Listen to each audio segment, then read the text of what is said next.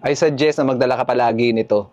Dahil madalas nga ako may kinakausap at nagpupunta sa meeting, naisip kong bumili nito dahil talaga naman magagamit ko to. Hindi naman tayo oras-oras nagsisipilyo kaya kung minsan hindi tayo confident kung ano na ang amoy ng bibig natin. Dahil nga meron ganitong product sa TikTok kaya bumili na ako agad. Magagamit mo din pala to sa interview, sa date, para confident ka kapag nagsasalita ka na hindi mo na-offend yung kausap mo sa hininga mo. Especially pagkatapos mong kumain ng mga malalansang pagkain like bagoong, isda, or kung ano man yung inulam mo na medyo nag-aamoy sa bibig. So, dalawang spray lang, okay na to. Magkabilaan lang, okay na siya. Instant amoy bagong toothbrush ka agad dito. Para madagdagan yung confidence mo at para hindi naman mawala ng interest yung kausap mo sa'yo dahil lang sa hininga mo, gumamit ka nitong mint mouth spray. Meron nga din pala tong natural antibacterial properties na dagdag din sa ating mga oral hygiene. Kung nagyoyosi ka naman, I suggest na bumili ka nito dahil kapag meron kang kakausapin ng biglaan tapos kakatapos mo lang magyosi, makakatulong to para ma-refresh yung bibig mo. Kaya kung wala ka pa nito, nandyan lang yan sa yellow basket. Salamat!